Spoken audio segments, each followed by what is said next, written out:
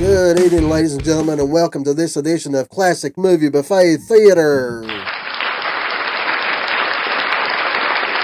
Thank you, thank you. I apologize for not having a video out lately. Of course, it has been holidays, by the way. I hope everybody had a wonderful Christmas and enjoyed it with your family. Um, I had a great Christmas. It was perfect for me. Everything went, it went smooth. It went smooth. Uh, with the exception of this, I'm sorry if I sound kind of nasally. I've got something going on. I've been fighting it since before Christmas. And it's just hanging on like a like crazy.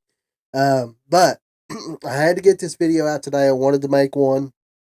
Um, I know a lot of you guys are pretty understanding when it comes to, being ill and not being able to post and things like that. But I like to kind of keep content coming out to keep new people joining the channel. Um, I appreciate everybody that has joined the channel. Thank you very much for joining us.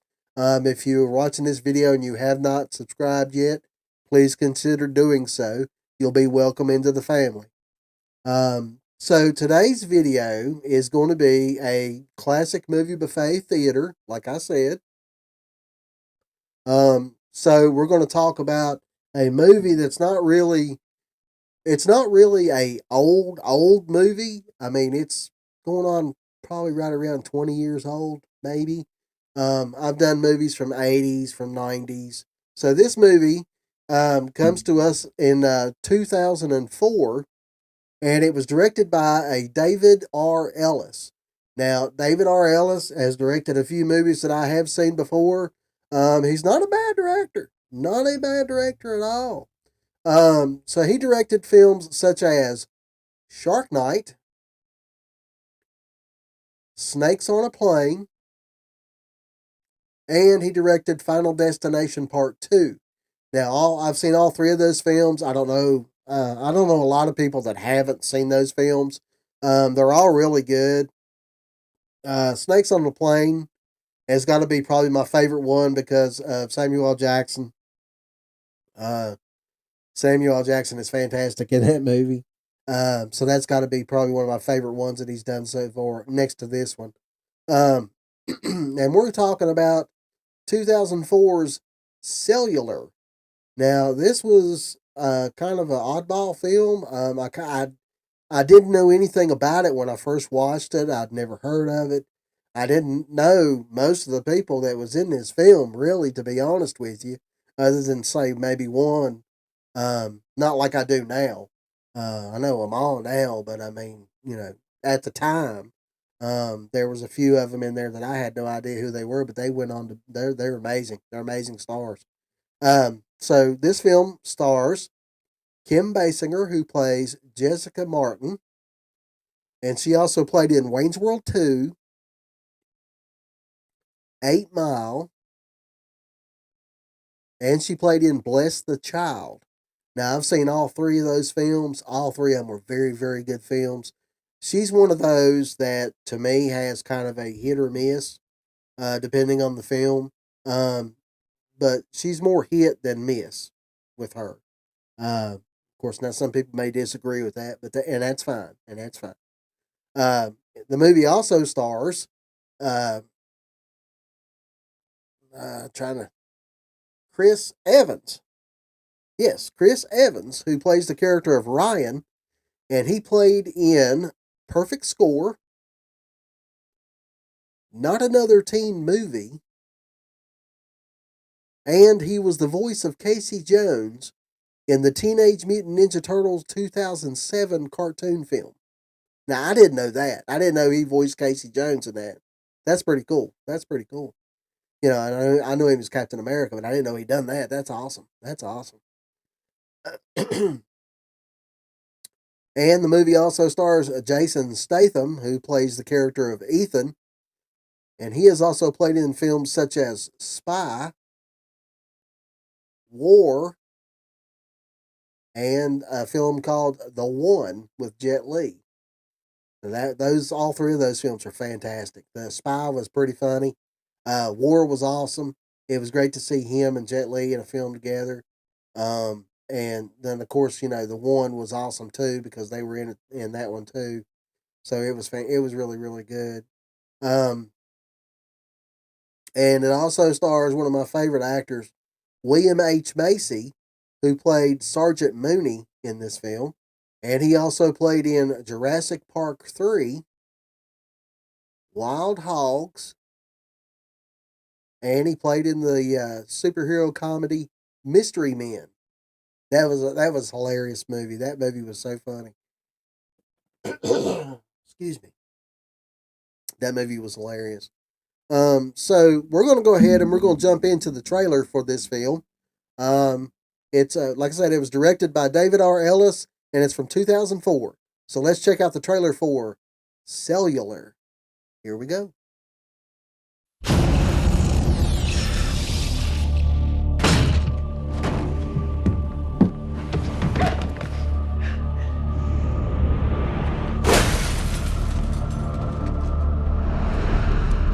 Tell me what I need to know. I don't know what you're talking about. You're never gonna see your son again. You got the wrong family! This is the single greatest phone ever made. Hold on a second, I'm emailing this video to myself.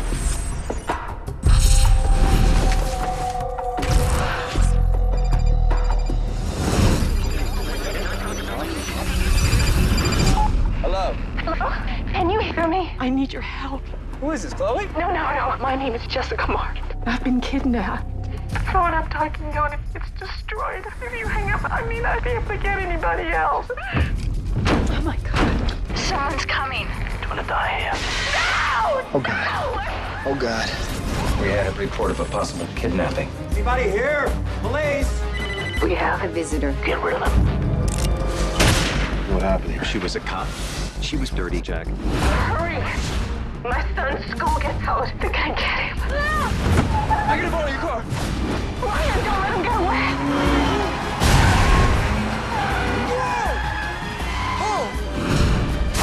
Where is she? Battery's dying. Do you have a charger? I'm checking the car. Whoa. I'm getting us a charger. Don't worry, I'll find him. Hurry! I got a life and death call. Give a charger. Sir, you need to wait your turn. Excuse me. Take a number. Now who's gonna give me that charger? I have no right to ask you this, but you're my family's only hope. I need your car. Who are you? How did you get involved? I just answered my phone. Hello? Are you there?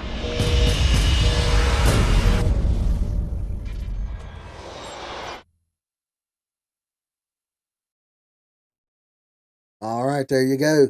The plot is a young woman or a young man. Excuse me, Chris. I didn't mean to call you a woman. A young man receives a phone call from an older woman who claims to have been kidnapped, and the kidnappers have targeted her husband and her child next. Now, as we've seen in the trailer, as if you watched the trailer, of course, I'm sure you did. We see her in being kidnapped, and the phone in the room where she's at has been smashed by the kidnappers. So she manages to put this phone back together and send out a signal that just happens to be picked up on Chris Evans's phone, and he gets in touch with her, and she tells him what's going on. But he cannot hang up the phone because she's afraid if he does, or if she gets disconnected, she won't find him again. She won't be able to contact the same person or even send out another signal. So he's running around all over the place trying to keep, trying to hunt the kidnapper, trying to find the kidnappers, trying to get to her child and her husband to keep them from being kidnapped by this guy. And, all the things that run around, cell phone battery starts going dead. He's got to find a daggum charger, and he gets all these stops along the way. This movie is very suspenseful. It's very suspenseful. It's very well acted, and it's very well directed. Um, excuse me.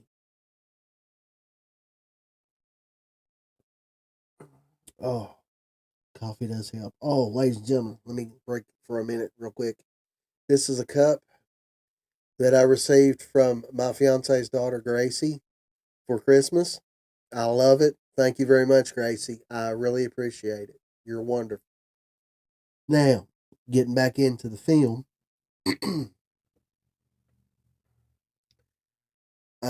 this movie, it keeps you on the edge of your seat from start to finish.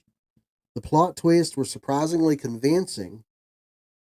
The acting is superb, and the direction kept us moving from nail biting suspense to laughing at the stereotyped ignorant store clerks, nasty lawyers, and others that are encountered at various points in the film. There are plot holes big enough to drive a dump truck through. Yeah, there are. There are. Throughout the part, though the parts were very satisfying. And the believable stuff was very suspenseful. You and this goes with any film. This goes with any film whatsoever. If you're going to watch a film and you intend to have a good time watching this film, you have to, at some point in time, just throw belief out the window. I mean, it's not all about what you don't have to believe everything that happens in a movie because movies aren't real. Movies are made up. Uh, as far as the circumstances and the reaction from the actors and all that stuff, it's all fake. We know this. We know this. You have to suspend belief in order to truly enjoy a film, especially one like this that, like I said, has a lot of plot holes in it. Because most movies do. Most movies have a little plot hole here and there, some more than others. But you kind of have to, suspend disbelief and just, go with the flow and enjoy the film. Um, Chris Evans uh, was very good in this film. He was young in this movie. He was real young in this movie. Um, and Jason Statham, I think, if I'm not mistaken, I could be though. Don't quote me on it. Don't shoot me if I'm wrong. I think this was one of his first films at playing a villain, and he was really good at it. He's good at playing villains. He's good at playing the hero. I mean, whatever role you want to put him in, I'm pretty sure Jason Statham could fill it. I have no doubt of this. So this is a very, very good film. If you've never seen this film, you definitely need to check this film out. So a little trivia for you on the film. Chris Evans trained for 5 weeks at a Los Angeles stunt school to do his own car stunts in the film. Um, Also, the house that Jessica is being held captive is the same house rented by the Connor family in the second season of Terminator: The Sarah Connor Chronicles. Now, I've never seen that show. Somebody let me know down in the comments if you've seen that show, if it's any good. I've never seen it. Um, but yeah, it's the same house that's in that show. And there was a lot of references to New Line Cinema in this film.